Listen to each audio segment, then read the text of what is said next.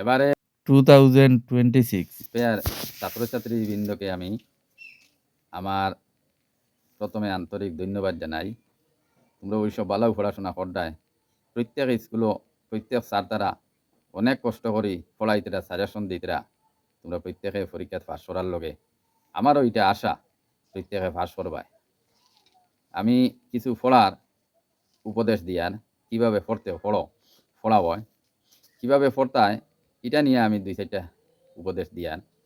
তোমরা দেখো, প্রথমে মন তো আর মানুষ হিসাবে মানুষের বিভিন্ন ধরনের বিভিন্ন অসুবিধা থাকে, এর কারণে ছাত্রছাত্রী পড়তে পারে না। আমি কিছু উপদেশ হিসাবে 2-4টা পয়েন্ট কইয়ার। 1 নম্বর হইল স্টাডি। দেখো, স্টাডি করতে হইলে তোমরা একটা সাবজেক্ট লইয়া বইবাই না, অন্তত 2টা সাবজেক্ট নিয়ে বইবাই। যেটা তোমার একটু কঠিন লাগে, একটা কঠিন একটা সোজা।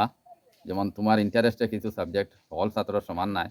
যেমন তুমি বিজ্ঞান বেঙ্গলি নিয়ে বউ, বেঙ্গলি এক পার্ট চাও, বিজ্ঞান এক পার্ট চাও। এই ফার্তনে যে সাজেশনগুলো দেওয়া ওর তুমি তো বালা করি চাও, এক পার্ট শেষ করো। সময় কমে গেছে, এখন পরীক্ষার প্রায় ধরি লাইন হয়তো 2 মাস আছে, কিন্তু 2 মাসের মধ্যে তোমার অন্তত first division second division pass করার মতো এখনও যথেষ্ট সময় আছে। মন দুর্বল করবাই না। তোমরা বালা করি এক পার্ট করি আস্তে আস্তে চাও। যদি সম্ভব হয় না 2-4 বার থাকেও তো অসুবিধা হইতো না, কারণ তুমি 13 পাইতায় থিওরি তার 13 পাইতায় MCQ আর প্র্যাকটিক্যাল তো স্কুল তো দিবা। 13 2 26 পাইতায় তোমার কোনো অসুবিধা হইতো না।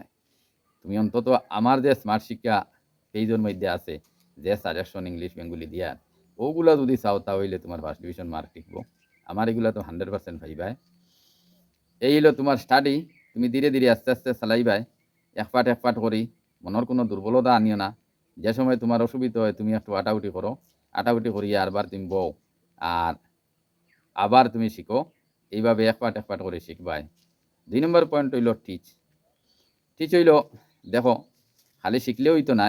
স্টাডি তো ঠিক আছে শিখলাই, কিন্তু শিখলেও হইতো না। তুমি এটা নিয়ে আলোচনা করা লাগবো, যেভাবে শিক্ষকে বুঝাইন এইভাবে তোমার বুঝানো লাগবো এই কোয়েশনের উপরে, এই আনসারের উপরে বা এই ফাটর উপরে।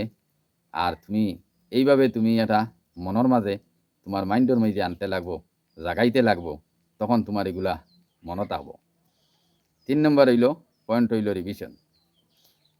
দেখো, তুমি ফাটও শেষ করিয়া রাখি দিলাই, তোমার শিখা হইলাই না। আমার এই ফাট তো শিখ হয়ে গেছে, 2 মাস বাদে পরীক্ষা আইলো, পরীক্ষার সময় চাইয়া দেখলাই তোমার কোনটাও রইছে না। এর কারণে একটা ফাট শিখার বাদে যতগুলো কোয়েশন শিখবাই, শিখার পরেও তুমি রিভিশন দিতাই।